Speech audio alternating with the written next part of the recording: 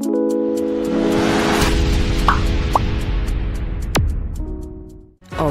adalah seni. Ketemu kembali dengan saya Dr. Tio. Kita lanjutkan ya pembicaraan kita tentang protokol daripada uji klinik atau RCT ya. Kemarin sudah poin sampai nomor 10. Ya, poin ke nomor 10 ya. Jadi kita sekarang ke RCT, Randomized Control Trial, Data Analysis ya. Nomor 12 nanti adalah ethical consideration ya. Jadi penting sekali kalau sudah ada studi ini, terutama di pusat-pusat pendidikan kedokteran, Anda harus mempunyai ethics committee. Kalau di Fakultas Kedokteran kami sudah ada 2 ya. Jadi ethics committee di Fakultas Kedokteran dan ethics committee di Rumah Sakit Muhammad Husin. Gitu ya. Ada 2 ya. Ini studi protokol RCT. Walaupun nanti itu sudah WHO sudah memutuskan untuk mendaftarkan kalau kita pengen ke Go International ke clinical trial gov ya, ke clinicaltrial.gov gitu ya. Nanti saya tuliskan di situ. Tapi yang penting adalah data analisis, nanti ethical consideration, kemudian yang terakhir adalah protocol violation dan deviation. Dan protokol deviation violation ini nanti kaitannya dengan monitoring team ya. Harus ada tim monitoring, nanti kita bicarakan ya, akan datang ya. Dari time schedule, time monitoring gitu ya. Nanti harus dinyatakan itu apakah ada protokol violation atau deviation. Oke. Nah, untuk data analisis ini statistik analisis itu biasanya analisanya adalah ada 2 ya. Saya hapus dulu lah ya, yang ini ya. Hapus ya.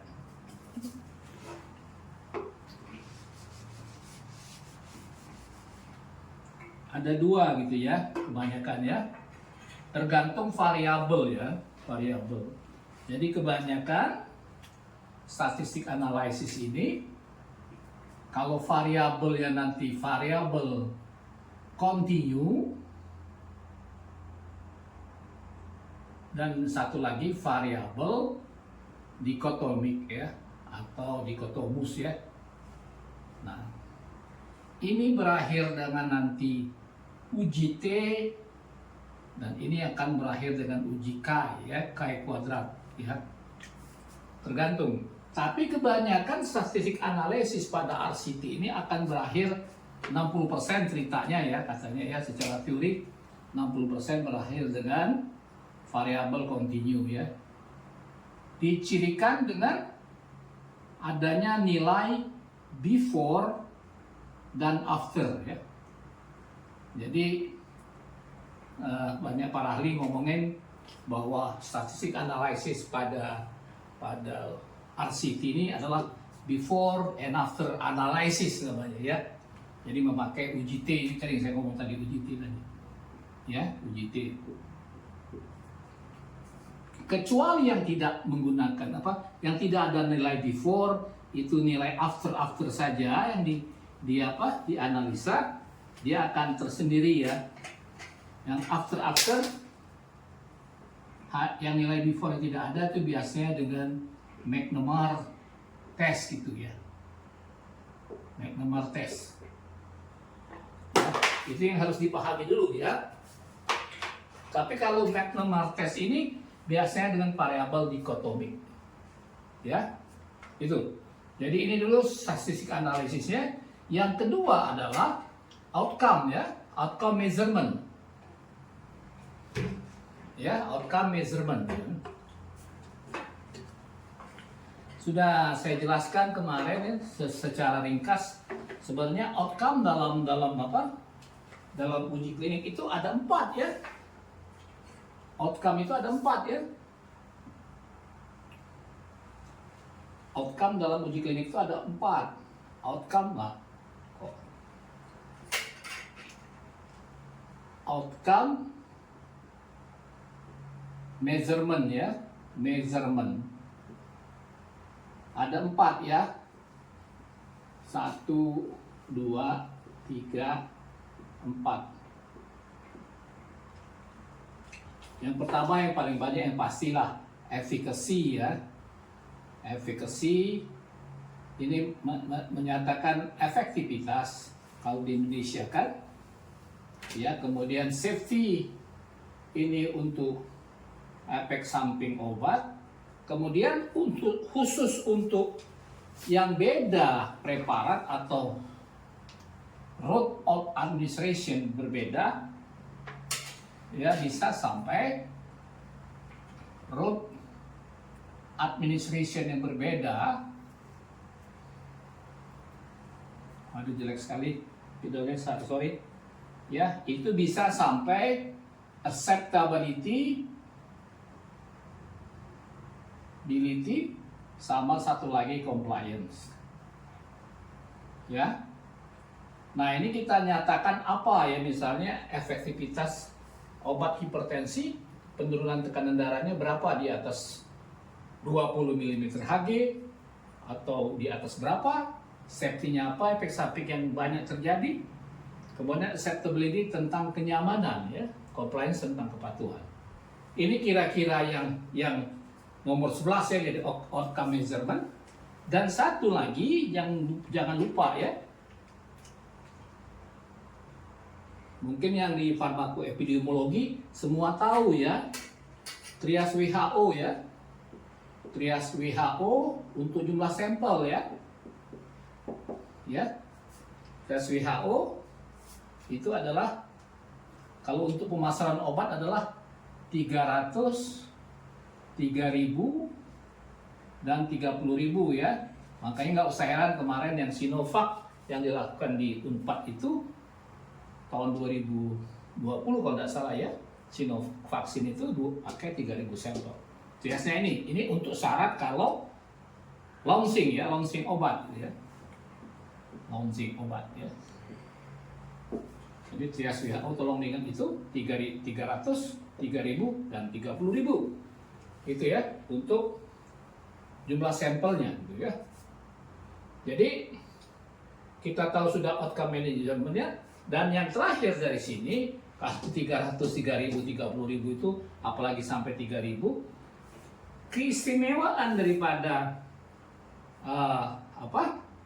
RCT yang terakhir daripada nomor 11 ini, tadi sudah saya sebut tadi apa? Nomor 11 tadi tentang data analisis dan statistik analisis ini, yang terakhir adalah keistimewaannya adalah dalam RCT ada yang disebut interim analysis ya. Nanti kita bicarakan di waktu yang lain. Interim analysis. Jadi kalau jumlah sampel sudah separuh, ya kalau jumlah sampel sudah separuh, misalnya 300 sudah sampai 150 atau dari 3.000 sudah 1.500, dia sudah berbeda bermakna efektivitasnya, atau tidak berbeda bermakna, atau memang jadi fraud, hasilnya jelek, boleh di stop. Itu namanya interim analysis ya. Boleh ya. Jadi banyak gitu ya. Nah, poin yang selanjutnya adalah setelah ini kita jelasin, yang nomor 12 adalah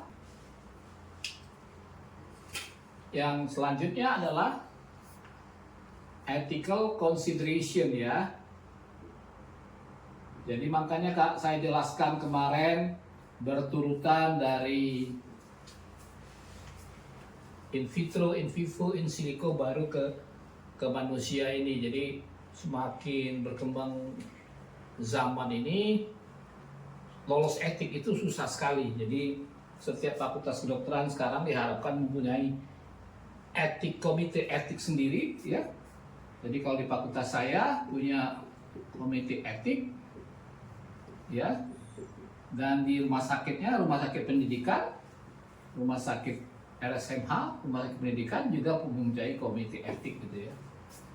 Kita bagi dua, kalau yang untuk esket ya, esket di komite etik fakultas kedokteran ya, esket yang esket biomed itu biomedis yang S2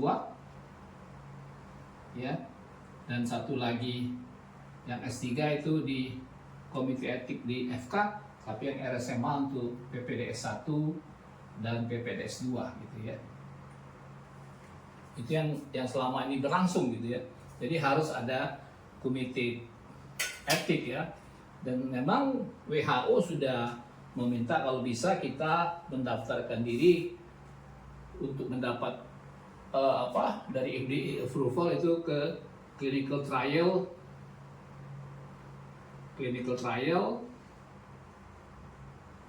titiknya apa ya? .gov gitu ya. Sini ya, yang beralamat di New York gitu ya. Jadi supaya dapat approval gitu ya dari FDA gitu ya, yang bagus gitu ya. Nah, ini kaitannya nanti juga dengan tim monitoring, nanti minggu depan gitu jelaskan ini ya, ke tim monitoring untuk menyatakan adanya protokol deviation atau protokol violation ya, tim monitoring. Nah, poin selanjutnya, poin 13 adalah protokol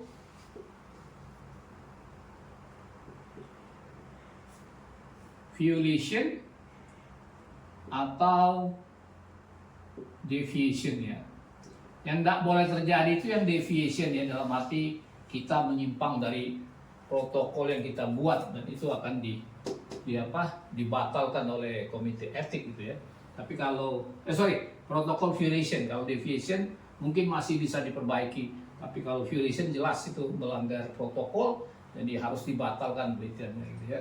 Dan inilah berkaitan nanti dengan tim monitoring untuk menyatakan protokol violation dan protokol deviation. Jadi kalau Anda perhatikan membaca jurnal, apalagi yang dari Scopus One ya, dari Elsevier, itu ada dinyatakan satu kalimat, there is no protocol violation or protocol deviation ya. Itu dulu ya yang bisa saya sampaikan hari ini. Nanti kita lanjutkan ke time event schedule, monitoring, sampai yang terakhir adalah referensi ya, untuk menutup protokol RCT according to GCP ya. Terima kasih telah menonton ya. Silakan subscribe, like and share. Ciao.